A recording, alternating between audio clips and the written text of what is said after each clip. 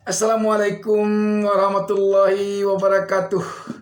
Senang sekali kita dapat berjumpa kembali. Saya Bustami Narda. Lagi-lagi mendoakan sahabat pemirsa semoga selalu mendapatkan keberkahan hidup dari Allah Subhanahu wa taala, Tuhan Yang Maha Esa. Dan semoga seluruh bangsa Indonesia mendapatkan petunjuk ke jalan yang benar dari Allah Subhanahu wa taala, Tuhan Yang Maha Esa.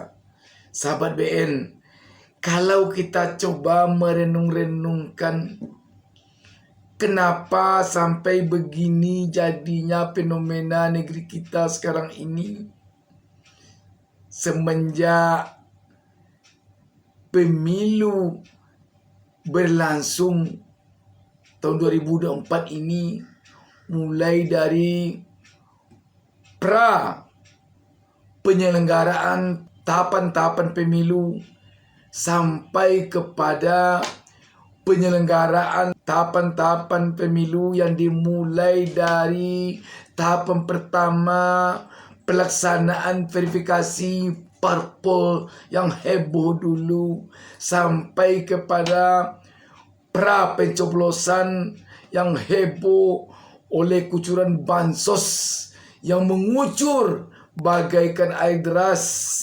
sampai kepada pencoblosan, sampai kepada pasca pencoblosan yang hebohnya bukan main karena penghitungan suara yang ribut di sana sini, yang malah ada yang baku hantam ketika rapat penghitungan suara, dan juga heboh karena ulah si rekap yang aneh itu, dan banyak-banyak lagi. Sahabat BN, kalau ini kita coba berpikir panjang, merenung agak sejenak, mengapa ini sampai terjadi? Asal usul dari kejadian ini memang sungguh sangat panjang. Bermula dari dikuasainya oleh Presiden Joko Widodo partai-partai politik,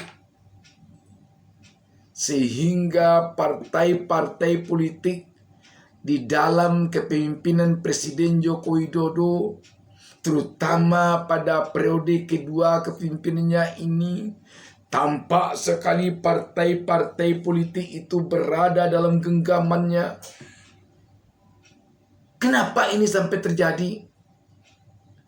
Dan malah tidak itu saja, sampai kepada proses jadi calon wakil presidennya anaknya yang begitu heboh di Mahkamah Konstitusi dengan lahirnya putusan MK nomor 90 yang lebih akrab juga dikenal dengan putusan Sang Paman, sampai kepada putusan MK yang memberhentikan Sang Paman dari ketua MK, berlarut sampai sekarang ini. Sahabat BN, mengapa ini sampai terjadi? Menarik sekali kalau kita coba sejenak menyimak sedikit penyampaian dari salah seorang anggota parpol, pengurus dari sebuah partai politik yang bernama Nasdem, Irma Suryani Chaniago, yang dikatakannya di sana penyebab dari partai itu dapat digenggam oleh Presiden Jokowi. Ini disampaikannya dalam suatu acara di UI hari Kamis 7 Maret ini, dalam suatu acara yang bernama diskusi yang bertajuk Konsolidasi untuk Demokrasi pasca pemilu 2024, oposisi atau koalisi menarik sekali penggalan kalimat yang disampaikannya ini dari uraiannya yang panjang pada kesempatan itu. Jokowi bisa sekuat ini, kenapa? Karena partai politiknya korup. Karena partai politiknya bisa disogok. Karena partai politiknya bisa dikuasai. Makanya jadi hebat. Coba kalau partai politiknya nggak pragmatis. Coba kalau partai politiknya nggak korup, nggak bakal bisa digenggam sama Jokowi. Siapa dia? Tapi apakah kita harus membenahi ini? Harus. Nah, itu pangkal balanya. Itu pokok persoalannya ternyata. Ini disampaikan oleh orang partai politik. Politisi itu yang menyampaikan bahwa bisanya Jokowi menggenggam partai ini karena partai itu korup, bisa disogok. Kalau kita bertanya siapa penyogok, tentu tak perlu lagi itu kita jawab.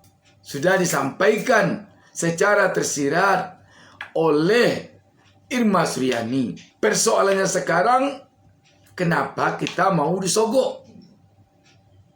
Persoalannya lagi ke belakang, kenapa mau menyogok? Ini antara yang disogok dengan yang mau menyogok sudah setali dua uang. Padahal mereka ini adalah penentu-penentu dari perjalanan bangsa dan negara ini ke depan. Penentu-penentu dari nasib bangsa ini, nasib negara ini. Kalau para penentu nasib bangsa dan negara ini telah mau disogok dan mau menyogok, apa jadinya lagi? Sahabat BN, memang kalau kita perhatikan kusutnya negara ini sekarang, kusutnya bangsa ini sekarang bukan lagi kusut bulu ayam, tetapi sudah kusut sarang tempua. Kalau kusut bulu ayam masih bisa diselesaikan oleh paruh ayam itu sendiri. Tetapi kalau kusut sarang tempua, sulitnya akan bisa menyelesaikannya. Artinya apa? Sakit negara kita ini bukan sakitnya sakit sedikit lagi, tetapi sudah boleh dikatakan berada di sakratul maut. Kalau melihat apa yang disampaikan oleh Irma Suryani ini, lenting paling atas, pemimpin level paling atas yang menentukan di Senayan dengan yang menentukan di istana, yang sogok menyogok. Mau bagaimana lagi ini negara kalau sudah begini? Sahabat BN, perlu mungkin ini menjadi renungan kita. Kenapa tidak? Kalaulah tidak karena begitu mewabahnya sogok menyogok yang sangat memalukan bagi orang yang punya etika dan punya moral,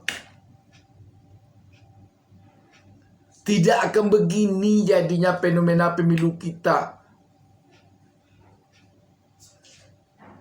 Pemilu yang sekarang ini kita saksikan, dugaan kecurangannya sangat terlalu. Bahkan ada yang mengatakan ini pemilu paling brutal di antara pemilu-pemilu yang telah berlangsung di negeri ini sejak tahun 1955 sampai sekarang. Bayangkan, selama ini mungkin kita melihat pelaku dugaan kecurangan itu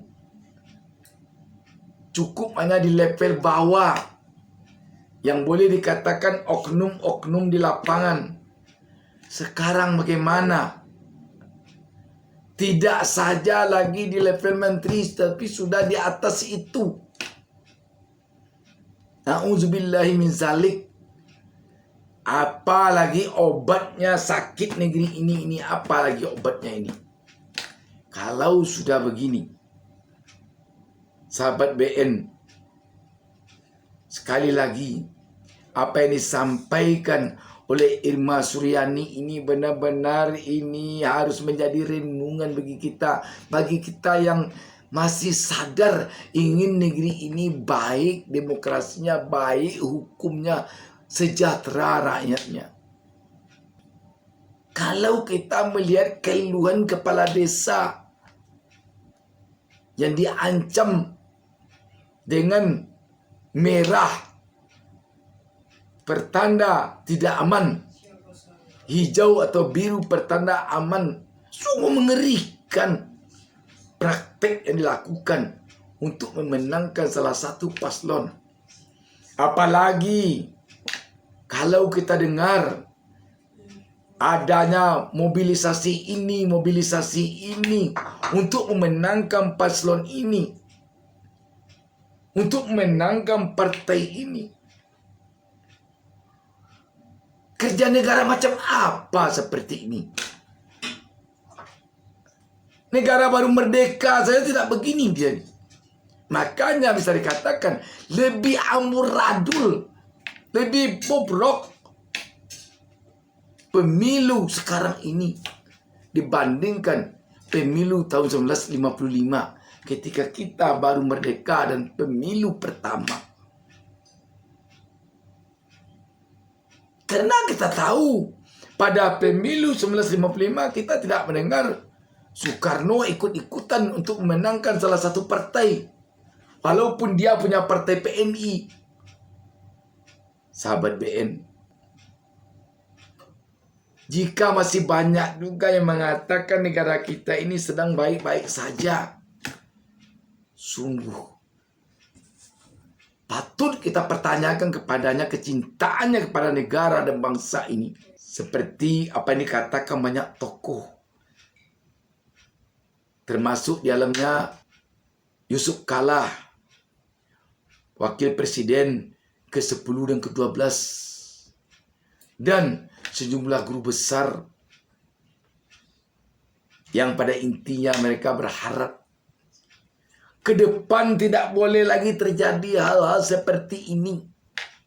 Apa yang menjadi dugaan kecurangan pemilu 2024 jangan terjadi lagi pada pemilu berikutnya.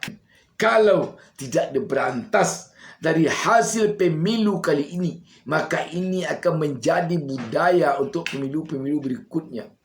Dan ketika nanti telah menjadi kebiasaan, telah membudaya, maka disinilah hancurnya demokrasi di negeri ini, hancurnya hukum di negeri ini, hancurnya etika dan moral di negeri ini.